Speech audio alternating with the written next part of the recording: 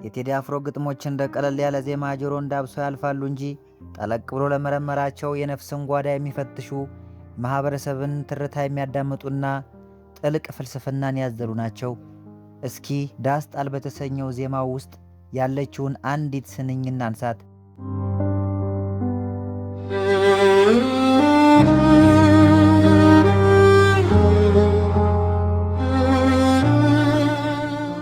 ከዛሬ ነገ ይሻል ባልኩኝ የራሴን ጩኸት ተነጠቅኩኝ ትላለች።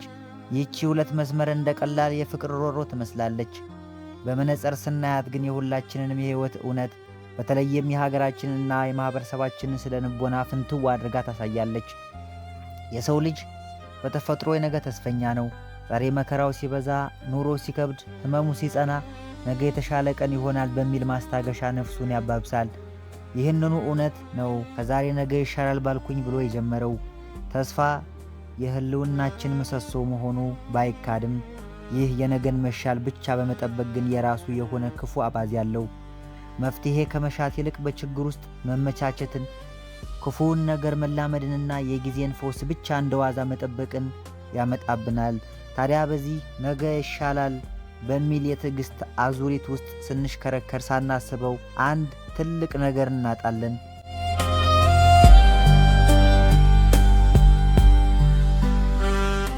ስንኙ የራሴን ጩኸት ተነጠቅኩ በማለት የሚቋጨው እዚህ ጋ ነው። በመሠረቱ አንድ ሰው ሲጎዳም ሆነ ሲያመው የተፈጥሮ ምላሹ መጮህ፣ ማልቀስ፣ ማማረርና አመመኝ ማለት ነው። ጩኸት እኮ የሕያውነት መገለጫ፣ የሕመም ማስተጋቢያ ቋንቋ ነው። ነገር ግን ነገ ይሻላል እያልን ሕመማችንን እየዋጥን ሮሯችንን እያፈንን ዝምታን ስንመርጥ ውሎ አድሮ የራሳችንን ስሜት የመግለጽ አቅም እናጠዋለን። ተነጠቅኩኝ የሚለው ቃል ድርጊቱ ከቁጥራችን ውጭ መሆኑን፣ ለሁኔታዎች እጅ መስጠታችንንና በመጨረሻም በመደንዘዝ የዝምታ ጥግ ውስጥ መዘፈቃችንን ቁልጭ አድርጎ ያሳያል።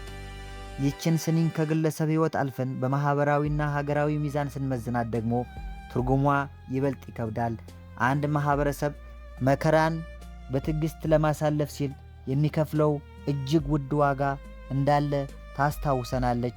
በፖለቲካውም ሆነ በማኅበራዊ ሕይወታችን ነገ የተሻለ ይሆናል እያልን በደልን፣ ግፍንና መከራን በዝምታ ስንቀበል ውሎ አድሮ መብታችንን የመጠየቅም ሆነ በደላችንን አደባባይ የማውጣት አቅማችንን በሥርዓቱ ወይም በሁኔታዎች እንነጠቃለን።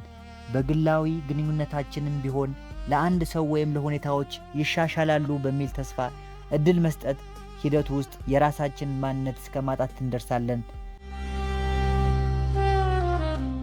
እንደኔ እይታ ይህች አጭር ስንኝ ተስፋ ማድረግ የቱንም ያህል ክቡር ቢሆንም ዛሬን መኖርና የራስን እውነት አደባባይ የማውጣት መብትን ወይም ጩኸትን እስካሳጣን ድረስ የትዕግሥት እስረኛ መሆን እንደሌለብን በለሆሳስ ትነግረናለች።